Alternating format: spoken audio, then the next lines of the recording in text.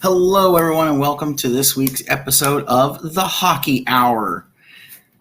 It's your two favorite hosts again, as we are going to discuss the Metro Division and more on this week's episode.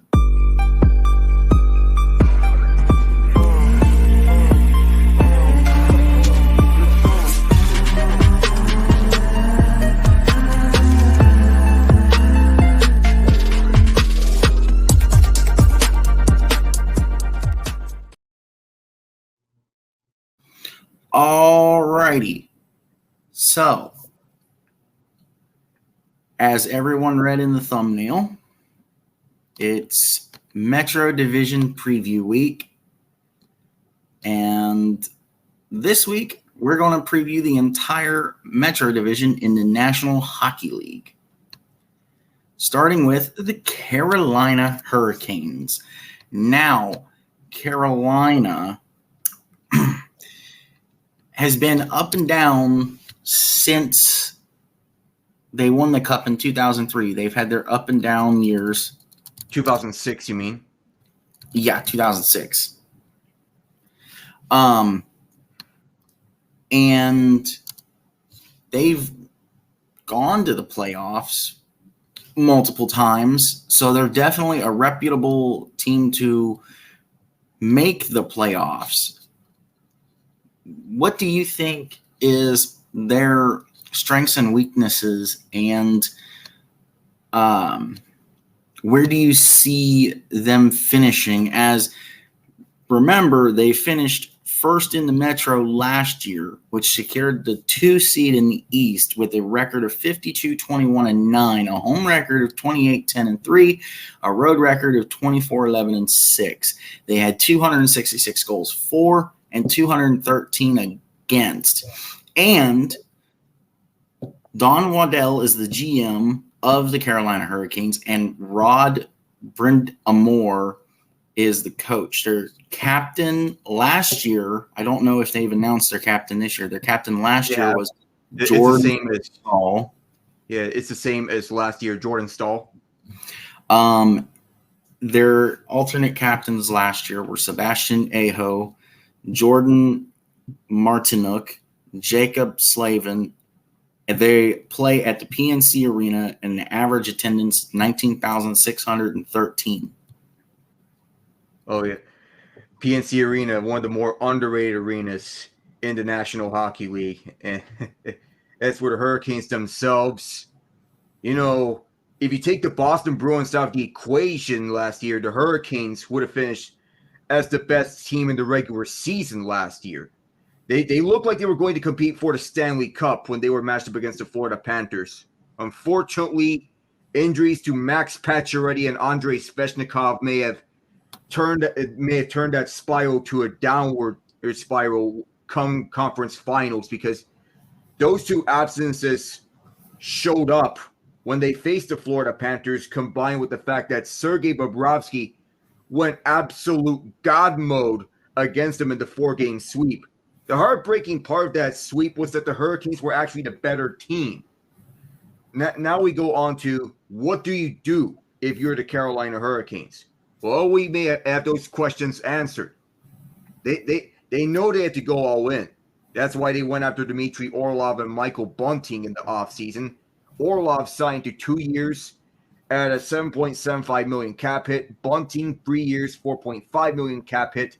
And brought back Tony DeAngelo at a 1-year deal, $1.675 million cap hit. Orlov was the best defenseman available in free agency, coming off perhaps what was the best season of his career, after he had 36 points split between the Washington Capitals and Boston Bruins. Though his road to Bruins, that's when he tore it up. Bunting is a power forward that can fit anywhere in the first, second, or third lines, and DeAngelo, he's an offensive defenseman who, at this point in his career, he can help quarterback a second unit of a power play. Though many players on the Hurricanes, they're on contract years. Though Sebastian Aho, he got an 8-year extension at a $9.75 million cap hit. He's the face of the franchise, so that was expected there.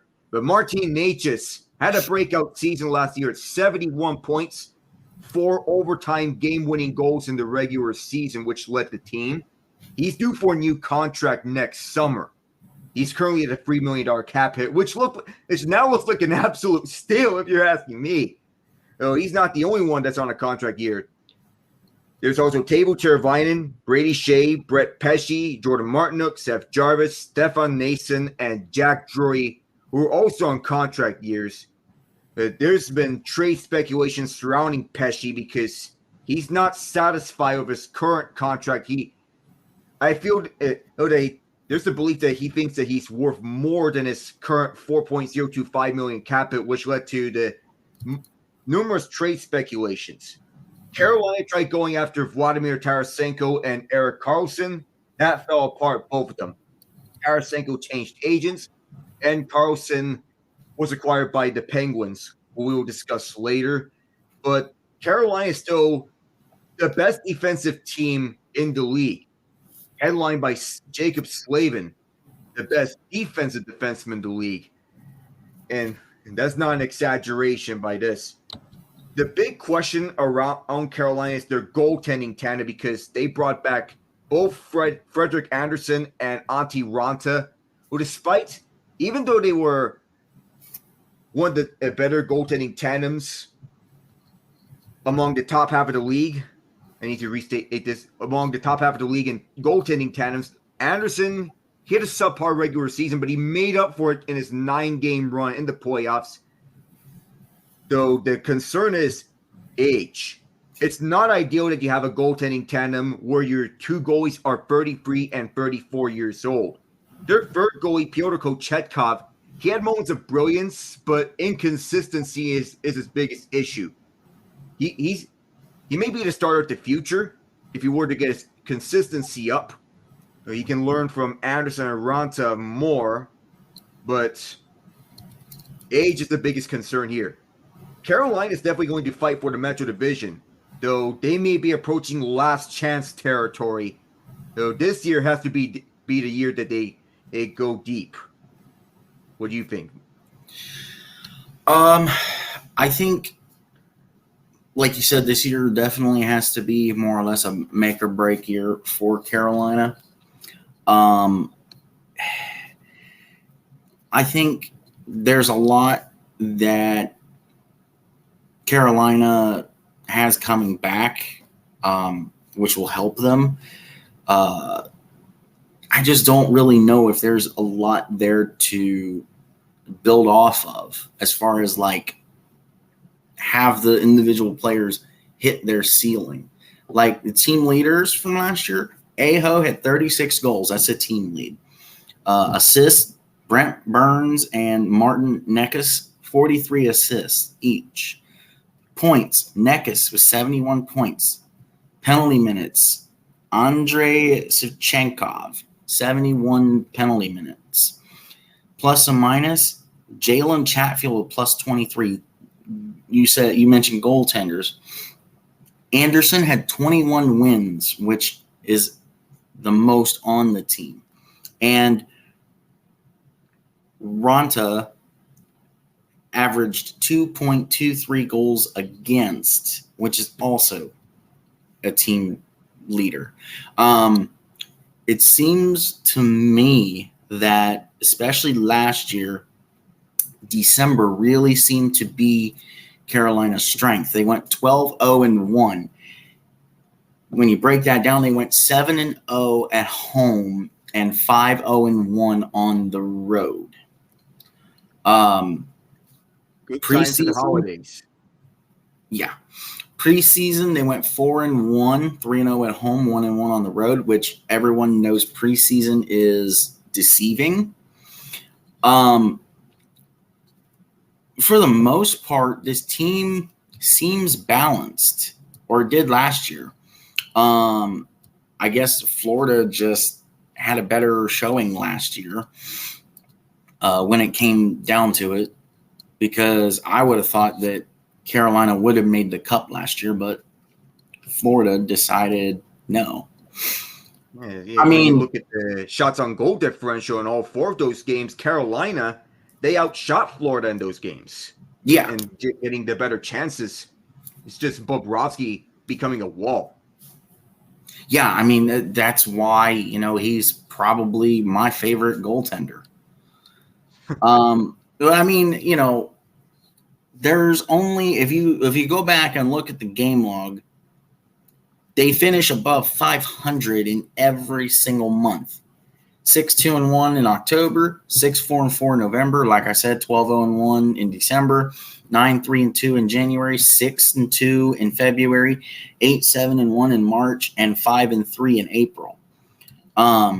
They just know how to play hockey, and there really is no take a game off in that culture. It looks like. I love the culture that the Hurricanes have established there. Oh yeah, it's a really good one. I wish the Jackets would, as we'll discuss later, I wish the Jackets would have a culture like that, and I think they're headed in the right direction with that. I think the rotation is definitely a good one that they have going.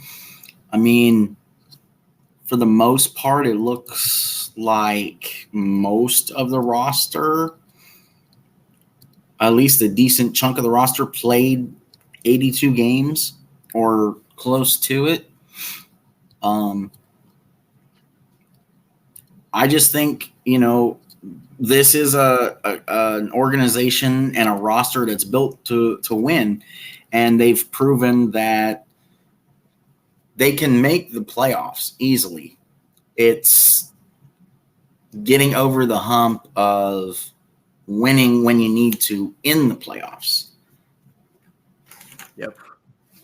Possibly count some of that 2006 magic for the Hurricanes. You remember that year when they won the Cup.